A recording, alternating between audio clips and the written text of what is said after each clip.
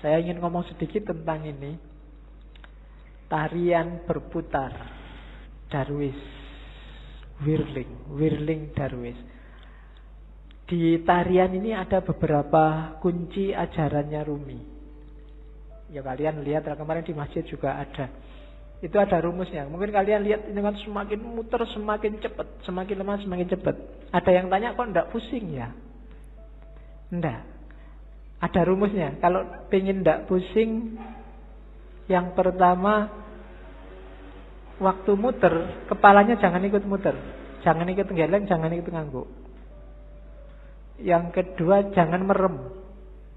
Kalau merem ada kecenderungan lebih pusing. Yang ketiga jangan lirak-lirik. Pandangan matanya harus lurus. Jadi yang gerak cuma badannya.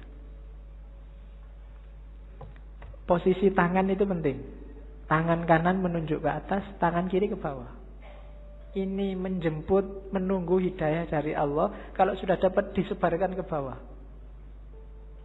Jangan dilek dhewe basa Jawane.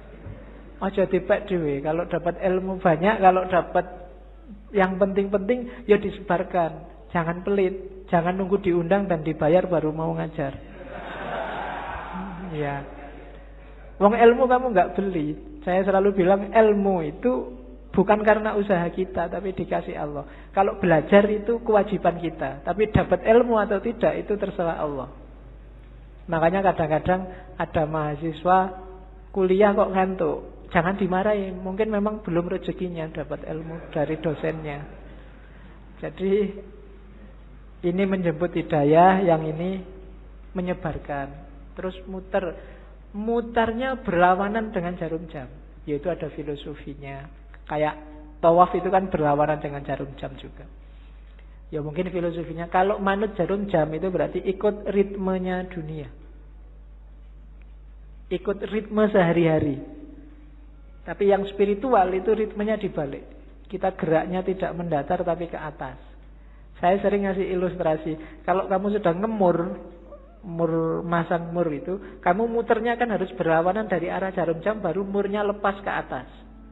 Tapi begitu kamu searah jarum jam, murnya akan semakin mancep, semakin ke dalam. Maka tarian ini juga muternya berlawanan. Biar ada energi vertikalnya, energi ke atasnya. Itu diantara rahasianya. Ada topinya.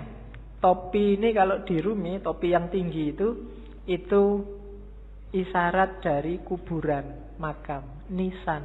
Maksudnya apa? Kuburan dari ego, kuburan dari nafsu, hasrat duniawi. Itu kan topi yang tidak keren sama sekali. Karena memang simbol dari nisan, simbol dari kuburan. Kamu jalan-jalan di mall pakai itu mesti dilihat banyak orang. Tidak keren. Karena memang simbolnya bukan simbol untuk keren-kerenan. Dia simbol dari ego. Terus baju putih itu ya ego yang sudah kamu kubur dalam dirimu, sekarang kasihlah yang putih, ditutupi oleh cahaya amal baik, kesucian. Nanti kalau pertunjukan biasanya ada fase ketika yang di tengah pakai jubah hitam, jubah hitamnya dibuang. Nah, itu berarti membuang semua yang hitam-hitam, yang jelek-jelek, untuk lahir sendiri jadi putih. Terus nanti ada gerakan kayak orang kedinginan itu. Nah, ini gerakan menyatu, angka 1, tauhid, dan seterusnya. Itu wawasan kecil aja. Jadi kamu jangan heran kalau ada jenis tari semacam itu. Itu ada makna spiritualnya. Nari saja tanpa makna ya eman-eman. Yang lihat tari juga harusnya bisa ngambil makna. Kalau dalam sufi, jenis semacam ini namanya sama. Sama itu seni mendengarkan. Dengan mendengarkan terus kamu tergerak mengalami kedekatan sama Tuhan.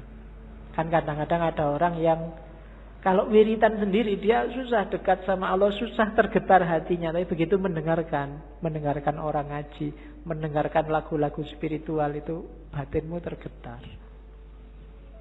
Mendengarin lagu religius itu kamu kadang-kadang kan bisa nangis, apalagi pas duit entek. Kok sedih ya aku, kapan ini kan gitu. Nah, itu. Tapi kalau wiritan sendiri enggak. Kan ada yang gitu. Maka teknik mendekat ke Allah itu sufi macam-macam. Kalau di torekotnya Rumi ini pakai tarian sama namanya. Kan ada musiknya nanti kan. Dan musik itu yang bikin ekstase lebih cepat. Oke, itu Whirling Dervish namanya.